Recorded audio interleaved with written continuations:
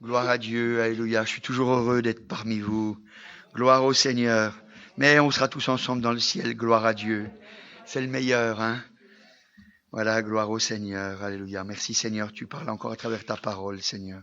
On a confiance en toi, Seigneur. Merci pour ta bonne grâce et ta miséricorde, Seigneur. Fais-nous du bien et fais-nous grandir, Seigneur. Merci Jésus. Amen. Gloire à Dieu. Voilà, gloire au Seigneur, alléluia. Alors, c'est une réunion de prière hein, aujourd'hui, hein. Mais alléluia, hein. De toute façon, c'est toujours une réunion de prière hein, avec le Seigneur, alléluia. Hein, on vient au Seigneur et on lui demande ce qu'on a besoin. Et puis notre Dieu, eh bien, son oreille n'est pas, c'est vrai, n'est pas faible, elle entend. Son cœur n'est pas dur, il est tendre, il nous écoute. Il ne regarde pas à ce qui ne va pas dans nos vies, mais il regarde au cœur du Seigneur Jésus qui nous aime. Alléluia. Et c'est pour ça que il veut nous exaucer. Alors, faut profiter de ces moments pour venir auprès de lui et puis nous décharger. Enlever tout ce qui va pas dans nos vies.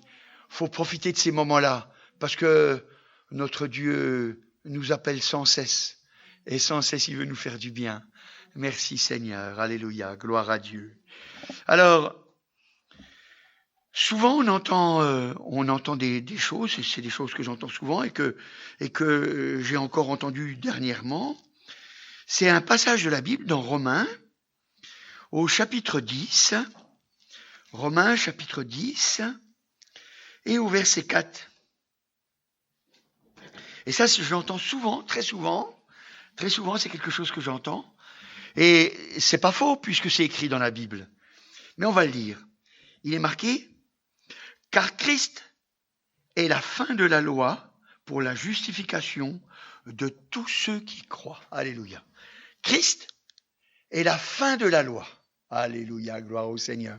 C'est vrai que quand on regarde dans la parole de Dieu, hein, et puis qu'on regarde toutes les lois qui sont là, des lois des fois que nous qui habitons en ville, on ne voit pas trop ce que ça pourrait nous apporter. Par exemple, quand il est dit que dans le même champ, eh bien, de ne pas planter deux espèces différentes, de peur de ne rien avoir. On se dit bon, nous on est en ville, on voit pas trop l'intérêt. Et puis toutes sortes de lois qui sont là. Et puis on se dit ben c'est aboli. Et vous savez, c'est une question que je me suis longtemps posée. Je me disais mais alors si ça c'est aboli, mais alors pourquoi on garde l'Ancien Testament? Pourquoi est-ce qu'on garde l'Ancien Testament si jamais c'est aboli? Et j'ai demandé au Seigneur, j'ai dit, mais Seigneur, mais pourquoi on garde l'Ancien Testament? Et vous savez, le Seigneur, il est bon parce que il nous a donné sa parole pour nous parler. Il nous a donné sa parole pour nous conduire, alléluia, pour nous emmener jusque dans le ciel. Vous savez, c'est pour ça que il y a le psaume 105, 119, verset 105, qui dit « Ta parole est une lampe à mes pieds, une lumière sur mon sentier. » Alléluia. C'est vraiment pour nous éclairer, pour vraiment qu'on ne se trompe pas, qu'on voit bien si jamais il y a une fausse trappe, si jamais il y a un trou, je ne sais quoi, un piège, quelque chose qui est là pour nous tromper. Alors, effectivement, c'est vrai, c'est la fin de la loi. Mais c'est pas la fin de l'Ancien Testament. C'est pas la fin de l'Ancien Testament. Alléluia, gloire au Seigneur. La Bible, elle nous dit dans 2 Corinthiens, donc dans le Nouveau Testament, et elle nous dit au chapitre 3, 2 Corinthiens, chapitre 3, et au verset 7, il est marqué, « Or, si le ministère de la mort, c'est la loi, si le ministère de la mort, gravé sur des lettres de pierre, a été glorieux, au point que les fils d'Israël ne pouvaient fixer les regards sur le visage de Moïse à cause de la gloire de son visage, bien que cette gloire ait été passagère. Combien le ministère de l'Esprit ne sera-t-il pas plus glorieux? Alléluia, gloire au Seigneur. Il dit que le ministère de la mort a été glorieux. C'est-à-dire que tout ce qui nous a été enseigné, ça a été quelque chose qui vraiment a été tellement fort que même le visage de Moïse, il éblouissait. Parce que ça, c'est une bonne parole. C'est une bonne parole. Et c'est vraiment des bonnes paroles. Vous savez, moi, j'aime bien lire l'Ancien Testament parce que je m'aperçois que l'Ancien Testament, il a encore beaucoup de choses à nous apporter aujourd'hui. Il a encore beaucoup de choses à nous porter aujourd'hui. Et vous savez, souvent, on s'aperçoit que les gens, quand ils prennent le verset qu'on a lu tout à l'heure dans Romains, eh bien, ils s'en tiennent à ça. Et puis, c'est juste pour désobéir. C'est juste pour désobéir. Pour pouvoir faire ce qu'ils ont envie. Ce qu'ils ont envie. Mes frères, ne tombons pas dans ce piège. Ne tombons pas dans ce piège. C'est un piège terrible. C'est vrai que le Saint-Esprit nous a été donné. C'est vrai. Le ministère de l'Esprit, il est donné aujourd'hui. C'est vrai. Mais ne négligeons pas la parole. Ne négligeons pas la parole. Il y a encore beaucoup d'âmes à sauver. Il y a encore beaucoup de gens à qui il faut parler. Et faut pas négliger ça. Faut pas négliger ça. Autrement, ça va être pour notre perte. Et puis, la perte de ceux qu'on aime. Encore dans 2 Corinthiens, au chapitre 3, et au verset 9, verset 9, il est écrit, le ministère de la condamnation, c'est la loi. Le ministère de la condamnation a été glorieux. Le ministère de la justice est de beaucoup supérieur en gloire. Oh, c'est formidable, vous savez, on doit se souvenir que c'est vrai, si la parole de Dieu, elle nous a été donnée, c'est pour nous conduire. Et si elle nous a été donnée pour nous conduire, c'est pour nous conduire à Christ. C'est pour nous conduire à Christ. Pourquoi? Parce que la Bible, elle nous dit, dans Galates, voilà.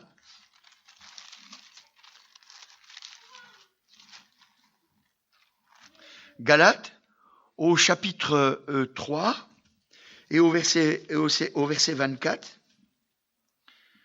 Au verset 24, il est écrit, ainsi la loi a été comme un précepteur ou comme un pédagogue pour nous conduire à Christ afin que nous soyons justifiés par la foi. Alléluia. Et vous savez, des fois, dans notre vie, on va pas bien. Des fois, on va pas bien. Alors il est bien de se plonger dans la loi. Parce que vous voyez, quand on va se plonger dans la loi, eh ben, ça va nous accabler. Ça va nous accabler. En fait, ça va nous montrer comment on est des pécheurs. Comment on n'arrive pas à s'en sortir. Comment on ne peut pas accomplir la volonté de Dieu. Et notre cœur va tellement être accablé que ça va nous rappeler qu'il faut qu'on aille à Jésus. Il faut qu'on aille vers le Seigneur. Parce qu'il nous aime véritablement. C'est pour ça que la loi, elle est toujours là. C'est pour ça que l'Ancien Testament, on le garde toujours. Parce que quand ça va pas, vite, on va regarder dans la parole de Dieu. Qu'est-ce que je dois faire? Je dois faire ça et ça. Je n'y arrive pas. Mais j'ai Jésus. J'ai Jésus. Et puis, cet amour qu'il met en nous, eh bien, ça nous rappelle que nos frères et nos sœurs, eh bien, on doit les aimer. Parce que on n'est pas bon. Il n'y a rien de bon en nous. Si, Jésus. Mais autrement, il n'y a rien de bon en nous. Et il nous aime comme on est. Alors à ce moment-là, quand on regarde nos frères et sœurs, on a pitié. Et puis on dit, Seigneur, je te remercie de cette grâce. Tu me permets encore de prier pour eux. Vous savez, c'est pour ça qu'il faut regarder la parole de Dieu avec vérité. Parce que tout est là pour nous faire du bien. Tout est là pour nous conduire. Tout est là. Vous savez, c'est vraiment une loi qui nous conduit toujours pour nous ramener à Jésus. Toujours, elle nous ramène à Jésus. Et puis, Jésus, il nous donne son Saint-Esprit parce qu'il nous fait confiance. Et quand on regarde ça comme ça, on s'aperçoit que vraiment il nous a donné la liberté. Parce que c'est vrai, il est marqué dans 2 Corinthiens au chapitre 3 et au verset 17, il est marqué « Or, le Seigneur, c'est l'Esprit. Et là où est l'Esprit du Seigneur, là est la liberté. » Et là, on devient véritablement libre. Là, on devient véritablement libre. Et là, on ne se soucie pas en se disant « L'Ancien Testament, c'est fini. » On se dit « Oh non, c'est une arme très précieuse qu'il faut que je garde. » Parce qu'elle me conduit toujours à la bénédiction. Elle me conduit toujours à rechercher la vraie paix, celle qui vient du Seigneur. Pas celle qui vient de mes œuvres, mais celle qui vient de Jésus. Vous savez, il faut comprendre. C'est une vraie vie qu'il nous a proposée. Jésus, Dieu, le Père, il nous propose une vraie vie. Vous savez, ne croyez pas que Dieu, il dit, si tu fais pas ceci, si tu fais pas cela, tu vas aller en enfer. C'est pas ça. Ça, c'est le diable qui veut qu'on croie ça. Lui, il nous dit pas ça. Il nous dit, voilà, dans mon ciel, il peut pas y avoir de péché. Parce qu'autrement, on sera malheureux. Il peut pas y avoir de péché. Le mensonge ne peut pas rentrer. La débauche ne peut pas rentrer. Alors, si jamais tu veux rentrer dans le ciel, alors il faut que tu acceptes ce fait. Et si tu acceptes ce fait, je vais pouvoir te délivrer. Et nous, alors à ce moment-là, on livre notre cœur. On livre notre cœur. On a tout à gagner en prenant la Bible tout en entier. Et c'est là qu'on est véritablement libre. Parce que là, on dit oui, Seigneur, je veux être délivré. Et puis la vie chrétienne, elle devient simple. Elle devient, mais vraiment merveilleuse. Et on trouve que les commandements de Dieu ne sont pas difficiles. Mais si jamais on regarde seulement cette façon où on n'a qu'envie de désobéir. Vous savez, dans l'Ancienne Alliance, il y a marqué « tu ne tueras point ». Aujourd'hui encore, on ne tue pas. Il y a marqué qu'il ne fallait pas mentir. Aujourd'hui encore, il ne faut pas mentir. Il y a marqué « tu aimeras ton prochain comme toi-même ». Aujourd'hui encore, faut aimer notre prochain comme nous-mêmes. C'est pour ça, mes frères et sœurs, il faut comprendre la parole de Dieu. Dieu a tout mis pour nous faire du bien. Tout mis pour nous faire du bien. Alléluia. La loi, elle nous conduit au Seigneur. Elle nous conduit au Christ. Alléluia. Elle nous conduit pour qu'on puisse accomplir la loi du Seigneur. Pour qu'on puisse l'accomplir. Alléluia. Il l'a accompli et nous, on l'accomplit par lui. On l'accomplit par lui. Alléluia. Gloire au Seigneur. Alors, c'est pour ça, vous savez, que quand on regarde les choses de cette façon-là, on s'aperçoit que nous sommes justifiés. Nous sommes justifiés. Non pas parce que nous avons fait des bonnes choses qui nous conduiraient à la justification. Non, c'est parce que le Seigneur, il nous a séparés du monde. Il nous a séparés du monde. Et parce qu'il nous a séparés du monde, alors à ce moment-là, on s'aperçoit que on est comme les gens de l'Ancienne Alliance. Comme les gens de l'Ancienne Alliance. La Bible, elle nous dit, par exemple, dans Hébreux, au chapitre 11 et au verset 7, Hébreux, chapitre 11 et au verset 7, au verset 7, il est écrit « C'est par la foi que Noé, divinement averti des choses qu'on ne voyait pas encore, et saisi d'une crainte respectueuse, construisit une arche pour sauver sa famille. Et c'est par elle qu'il condamna le monde et devint héritier de la justice qui s'obtient par la foi. » Et vous regardez dans l'Ancienne Alliance, c'est par la foi. Et ils accomplissaient quoi? Ils accomplissaient la loi qui leur était donnée, non pas pour être sauvés, mais c'est parce qu'ils croyaient. Ils croyaient que ce que Dieu avait dit, c'était vrai. C'était une alliance nouvelle qui allait être donnée. Mais on faisait la chose. Vous savez, c'est comme quand le Seigneur Jésus il nous dit que quand on prie, eh ben quand on demande quelque chose, on croit qu'on l'a reçu. Et si on croit qu'on l'a reçu, c'est la foi. Eh ben on le verra s'accomplir. Eh ben c'est pareil. Ils attendaient tous la venue du Messie. Alors ils étaient à l'œuvre. Noé, qu'est-ce qu'il a fait? Il a cru. Il a eu une crainte respectueuse.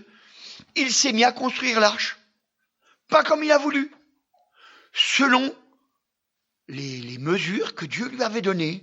Selon la loi que Dieu lui avait donnée. Parce que la loi, c'est des mesures. C'est des mesures.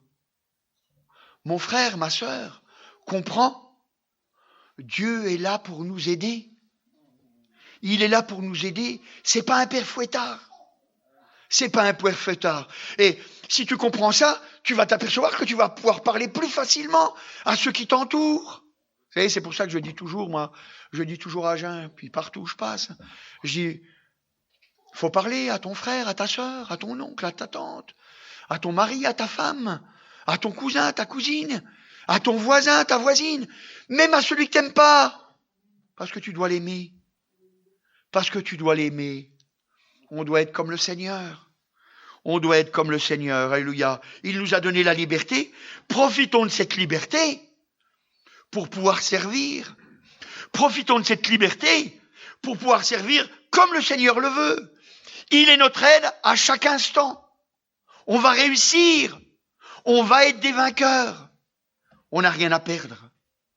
On n'a rien à perdre. Alléluia. Oh, c'est formidable. Alléluia. Alors, la Bible, elle nous dit encore dans Galates, au chapitre 6, Galates, chapitre 6, et au verset 2, Galates, chapitre 6, voilà, et au verset 2,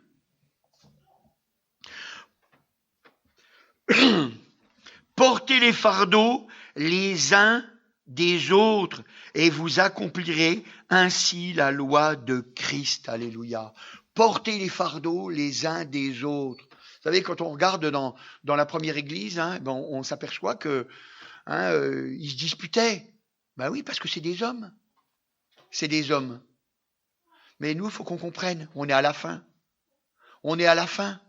Il faut qu'on comprenne. Il faut qu'on porte les fardeaux les uns des autres. Tu vois quelqu'un qui ne marche pas? Pose les genoux par terre. Prie pour lui. Tu n'es pas obligé de lui dire. Dieu voit dans le secret. Dieu voit dans le secret. Et ton Père te le rendra. Prie pour lui. Prie pour elle. Lutte. Pleure. Vous savez, c'est ça la vérité. C'est ce qu'a fait Jésus. Est-ce que nous, on n'a pas dit qu'on s'était engagé à marcher dans le même chemin que lui? C'est ce qu'il a fait quand il était sur la montagne. Qu'est-ce qu'il a fait? Il a pleuré, il a fait des supplications, jusqu'à ce qu'il obtienne. Et il a obtenu. Et nous, on obtiendra. On obtiendra. Vous savez, c'est pour ça faut pas hésiter.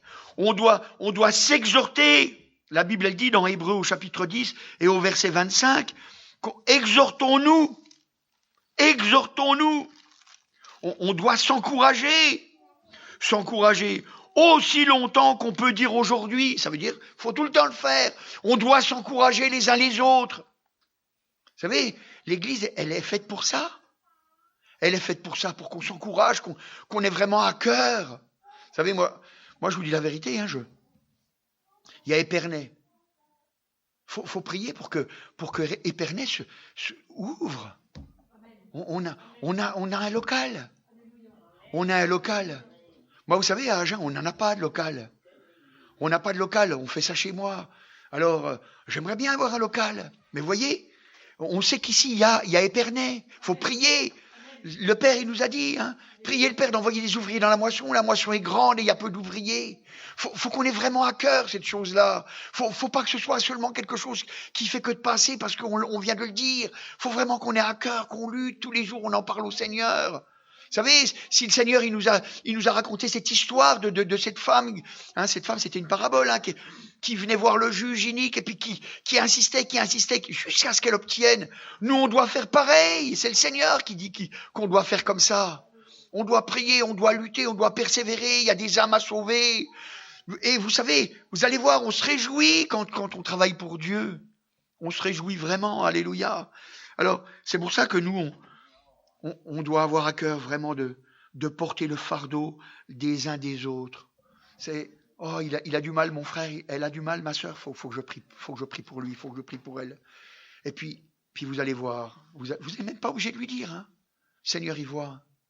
Et vous allez voir, c'est là que vous allez voir des choses extraordinaires. C'est là que vous allez voir la mer s'ouvrir. C'est là que vous allez voir les murailles s'écrouler. Vous savez, moi, je me repasse dans le cœur, même, vous savez, un jour, c'était à Besançon, c'était en mars 85, et on était à l'église, et puis il y a une personne dans l'église, elle a eu une vision, et puis elle a dit, je vois une montagne, je vois une très grande montagne devant toi, n'aie pas peur. Je vais l'enlever pierre par pierre, rocher par rocher. J'ai toujours gardé cette parole dans mon cœur. J'ai dit merci Seigneur, j'ai confiance en toi, tu vas tout retirer dans ma vie. Et je le vois faire. Et vous savez, je suis ébloui de voir comment il est bon. Combien son amour est grand. Et je voudrais que vraiment vous ayez ces mêmes pensées. Parce que le temps est court. Le Seigneur est à la porte. Je ne sais pas quand est-ce qu'il vient. Mais il est à la porte. Vous savez, avec tous les événements. Vous savez, on vous aurait dit il y a 2 ans que vous alliez tous masquer, là. Enfin, on allait tous être masqués. Que vous ne pourriez plus sortir de chez vous. Mais vous auriez dit, mais qu'est-ce que c'est que ce truc? Puis regardez, ça s'est passé. Et puis, vous avez entendu, là, maintenant, il va y avoir le pass sanitaire. Bah, c'est pas y avoir, il est déjà voté. Hein. Le pass sanitaire. Et puis, vous savez, moi, la marque, je crois qu'elle arrive à grands pas. Hein. Elle arrive à grands pas. Alors c'est pour ça, faut être bouillant. Faut être bouillant pour le Seigneur, parce que les tièdes seront vomis. Oh, alléluia.